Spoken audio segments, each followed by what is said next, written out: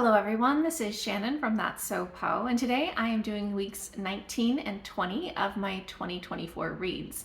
The past couple of weeks I have just been on that same kick of reading cozy comfort things, so I've been doing a lot of romance, a lot of kidlit, but it's been really enjoyable. The first book that I finished was Spinning Silver, which is a reread that I read out loud to my husband Sush, and this was just so fantastic. I knew that this was one of my favorite books, but just rereading it, you just relive how much you love a story. And reading it out loud to Sush, which we've done before as well, was just fantastic. I love the characters in this. It's sort of it's set in sort of a Russia type of, not quite medieval, but something a little bit medieval style of setting. And it's a loose Rumpelstiltskin retelling, but it's really focused on sort of the strength of women coming together, issues of societal inequities, of class, of anti-Semitism, of issues of women just being put into positions, doing things to survive. There's a couple of different main characters, but sort of the maybe main thread in this is that there are these Starik who are sort of like ice fae type people who come in, and they often will kill people for gold. And there is a moneylender's daughter who is Jewish who has been boasting about how she can turn silver into gold through her investments. But he comes and wants her to turn silver into gold for him because that's what the fae want. And she gets caught up in that, as well as other people getting caught up in other things. There's a lot of magic in this. It's got such good atmosphere. The characters are just so incredible. I love them so much. And I just love the way that this story plays out. It's so fantastic. So this is one of my favorite books. I absolutely love it. It was such a treat to reread it. I gave it 5 out of 5 stars. Next, I read some romances, starting with Sprig Muslin by Georgette. I have been slowly rereading all of Georgette works, and this is one of the ones that I just haven't reread in a very long time. But I really should have reread this sooner because this is so much fun. So this is a Regency romance, although I would say this is more of a kind of comedy of errors caper type of story with lots of comedy, with a romance sort of in the background. It is about, it's about a guy who is in his mid-30s and he's thinking, you know, oh, I should probably get married, continue the line, all of that sort of stuff. But he had a bad experience where his fiance when he was younger passed away, and he's, you know, not really felt like he could fall in love again. So he decides that he's going to offer for a woman that, you know, he gets along with, but he doesn't feel any great passion for.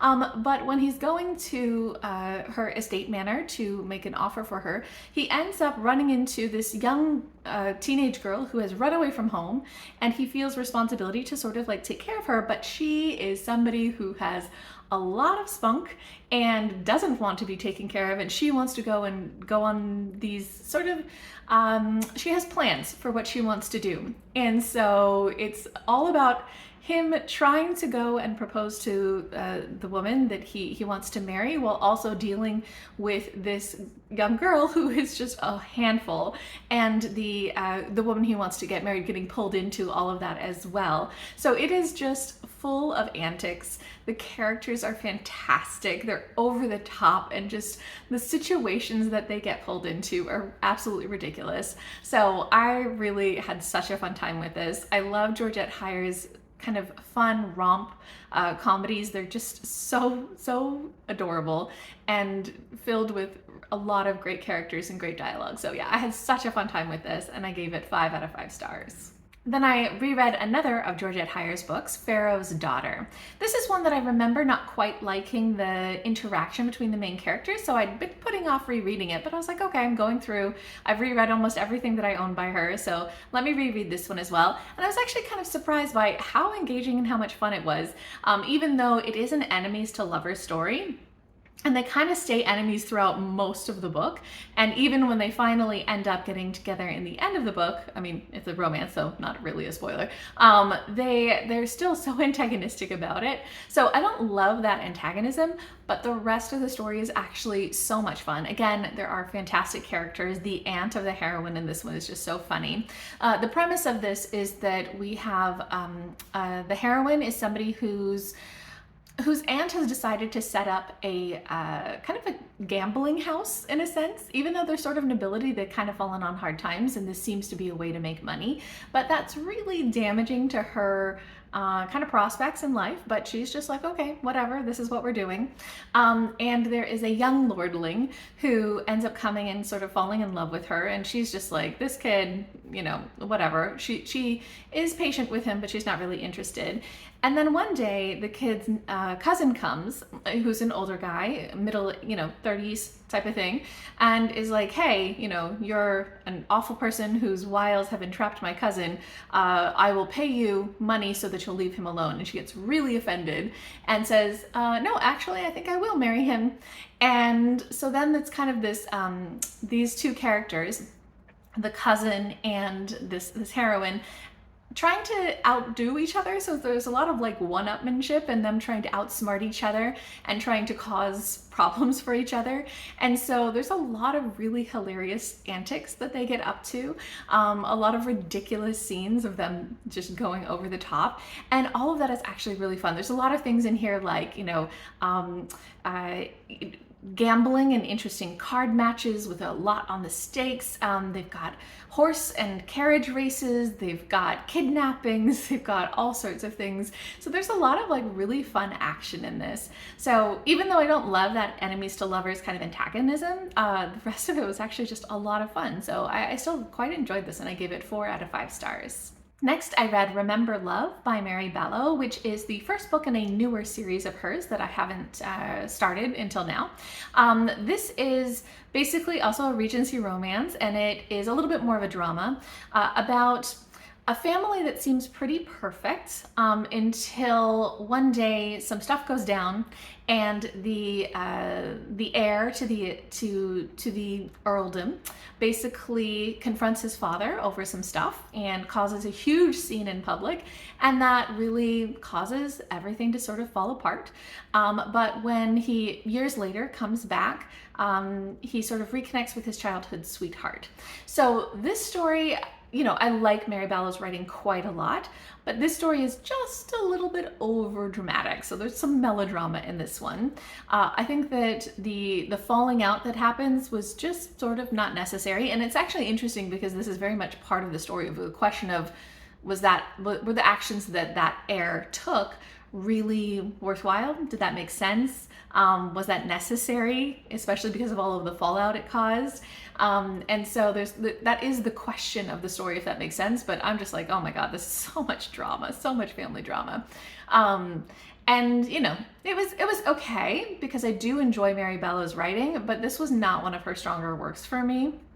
Overall, I gave it 3 out of 5 stars, but I am interested in seeing what the other books in this series hold and seeing if those ones work a little bit better for me. Then I picked up some Kidlit, starting with The First Day of May by Henrique Coser Moreira, which is a very small little pictures-only picture book, so there's no dialogue, about a little girl who is looking outside and then sees that it's the first day of May and it's time to go outside and play, and it's about her just going outside and playing and loving it. It's a very sweet little picture book, and it has a lot of fun playing with shapes and movement. So the little girl and the way that she moves and interacts with the world gets, it's quite surreal at times and very fun. I don't know that there was necessarily anything super deeper that gripped me in this, but it was a really lovely celebration of the beginning of spring, and I so feel that right now, at the beginning of May. It's just really very much, I feel like the little girl wanting to go outside and explore everything. So I gave this 4 out of 5 stars. Then I read What's Inside a Bird's Nest by Rachel Ignotofsky. Rachel Ignotofsky is one of my favorite Kidlit writers. She does these amazing, beautifully illustrated nonfiction books for kids. And this one is for young kids, but it's all about what's inside a bird's nest and sort of how do birds work. So it talks about nests, it talks about eggs, it talks about life cycles of birds, it talks about feathers, it talks about beaks and feet and all of these sorts of things. So it's like such a cool book. I loved the illustrations. I always loved the way that she illustrates things and just how approachable it is for a young audience learning about science. And yeah, this was fantastic. I love her works as always. I gave it 5 out of 5 stars. Then I sort of unexpectedly read another picture book called The Bugliest Bug by Diggery Shields, illustrated by Scott Nash. So this is a book that I didn't actually pick up, but rather when Sush and I went out to a local park, there's something called a story walk where they have these posters from a picture book that are kind of scattered throughout a trail. So as you walk along the trail, you can read the picture book, and I think it's just to sort of combine stories with walking in nature to sort of get kids excited about both things. And it was just really fun. So we were out at the park to just sort of enjoy the day, and we saw this, and so we decided to read it as we went along. And it was actually a really cute story. It is basically about a little bug, and her town is having a bug competition to see who is the bugliest bug. And she's like, oh, I'm just like a little nobody bug, so I'm not going to win the competition, but I want to go and watch. And so it's sort of a celebration of all of these different bugs and all of these different types of bugs and everything that they have. But there's also something that sort of goes down at the celebration that, makes other people have to rise to the occasion. So it was actually a super sweet story, and it's got, I think it's done in rhyme, and it was just a lot of fun to read. I don't know that this was exactly the sort of book I would normally pick up, but it was just really cute, and I gave it 4 out of 5 stars. And then I did have one DNF, or at least one official DNF. I have been, just like for the past few months, my reading has been a little weird, and I've been very moody. So I've been picking up quite a few things, reading a little bit, and then just realizing that I'm not in the mood to read it. And those ones I'm not really counting. I'm not recording, partly because I just don't have the spoons. I don't have the energy to care and record them. But for things where, I've really invested in the book, I've read quite a bit, if that I'm DNFing, I am tracking that. So there is one book that I sort of officially DNF'd this week, which was Alebrijes by Donna, Barba, Higuera. So this is something that was on an anticipated releases list that I had. I have enjoyed Donna, Barba, Higuera's works before. She does some pretty interesting middle grade. And this one, I think that there was a lot going for it, but in the end, I just ended up not being as engaged as I wanted to be. I got through 57% of this before I just couldn't get myself to pick it up anymore. And so I said, okay, I'm gonna just let it go. Basically, this story is a sort of eco-dystopian sci-fi about after Earth has gone pretty bad. There are some groups of people who somehow survived the apocalypse.